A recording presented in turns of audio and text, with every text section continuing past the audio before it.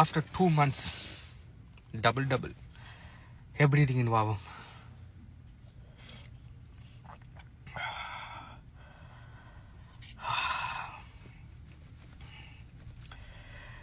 பழைய நினைவுகள் எல்லாம் தேடி வருது. Yeah guys, finally after 2 months landed in Canada.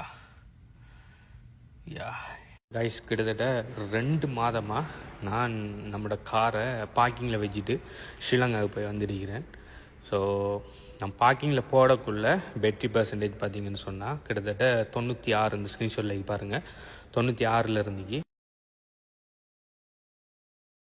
இப்போ வாங்க பேட்டரி பர்சன்டேஜ் எத்தனையில் இருக்குன்னு சொல்லி பார்ப்போம். பேட்டரி இறங்கி போயிருக்குதா, காரை ஓடலாமா இல்லையாங்கிற எல்லா விஷயத்தையும் பார்ப்போம் வாங்க. Look at this. நான் ஸ்ரீலங்கா போகிறதுக்கு என் எல்லா பேக் எல்லாத்தையுமே உள்ளுக்கு வச்சுட்டு நான் காரை பார்க்கிங்கில் போட்டுட்டு தான் நான் போனேன். ரூமை வெக்கேட் பண்ணிவிட்டு வாங்க சார்ஜ் எவ்வளோ இருக்குன்னு பார்ப்போம். லுக் அட் திஸ், 76 இருக்குது. ஸோ நான் போடக்குள்ள 96, இப்போ 76னா 20% குறைஞ்சிருக்கு 2 மாதத்தில். அப்போ 1 மாதத்துக்கு 10% குறைக்குது. அப்போ நான் காரை வச்சுட்டு போகிறேன்னா நான் போட்டுட்டு போகிறேன்னா கிட்டத்தட்ட 10 மாதம் பயப்படாமல் போட்டுட்டு போகலாம். 9 மாதம் போட்டுட்டு போனால் 10% சார்ஜ் இருக்குன்னு நினைக்கிறேன். இப்போ வாங்க ட்ரைவ் அனுப்படுதான்னு பார்ப்போம். சீட் பெல்ட்டை போடுவோம். ஓகே, பிரேக்கை ப்ரெஸ் பண்ணியாச்சு. கோட் அடிக்கணும். கோடை போட்டுட்டேன். ஓகே, ஸ்டார்ட் ஆகிட்டு. ஓகே, ரிவர்ஸ் போதான்னு பார்ப்போம். Yes, it's working.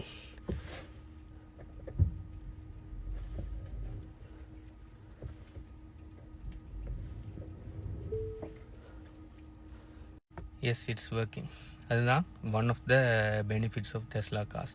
இதே இது நான் என்ஜின் காரை எப்படி போட்டு போயிருந்தேன்னா நேரம் பேட்டரி இறங்கி போயிருந்துருக்கும். ஓகே, ஸோ இதை பற்றி நீங்கள் என்ன நினைக்கிறத கீழே கமெண்ட் பண்ணுங்கள். பை.